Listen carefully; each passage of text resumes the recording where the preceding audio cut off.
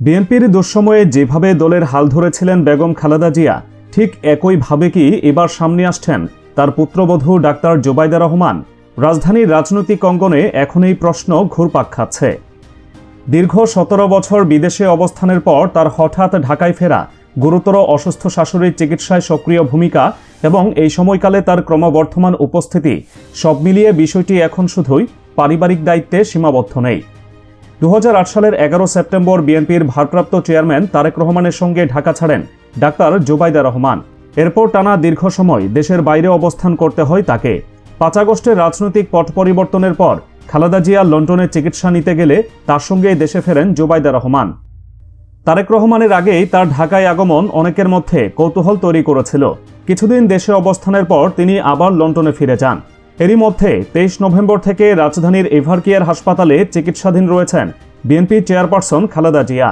অধ্যাপক শাহাবুদ্দিন তালুকদারের নেতৃত্বে গঠিত চিকিৎসক দলের সদস্য হিসেবে ডাক্তার জোবাইদা রহমান নিজেও যুক্ত আছেন।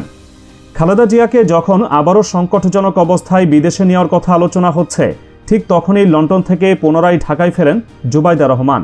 দেশে ফিরেই তিনি সরাসরি শাশুড়িকে দেখতে হাসপাতালে ছুটে যান। এই সময়টাতে সারা দেশে যখন খালেদা জিয়ার সুস্থতা কামনায় প্রার্থনা চলছে, তখন জোবাইদা রহমানের এই সক্রিয়তা নতুন করে আলোচনার জন্ম দিচ্ছে। রাজনৈতিক বিশ্লেষকদের মতে, যদি ডাক্তার জোবাইদা রহমান সরাসরি রাজনীতিতে যুক্ত হন, তাহলে দেশের রাজনৈতিক বাস্তবতায় নতুন একটি সমীকরণ তৈরি হতে পারে। একটি প্রভাবশালী রাজনৈতিক পরিবারে দীর্ঘদিন থাকার কারণে রাজনীতির জটিল বাস্তবতা তার জন্য নতুন নয়। তবে বিষয়টি একেবারে স্পষ্ট করে দিয়েছেন তারেক রহমান নিজেই। একটি আন্তর্জাতিক গণমাধ্যমকে দেওয়া সাক্ষাৎকারে তিনি বলেছিলেন, রাজনীতিতে পারিবারিক উত্তরাধিকার নয়, নেতৃত্ব আসে জনগণের সমর্থন ও সাংগঠনিক দক্ষতা থেকে। তার কথায়, কেউ সংগঠিত করতে পারলে এগিয়ে যেতে পারে, না পারলে পারে না, সময়ই সব প্রমাণ করে।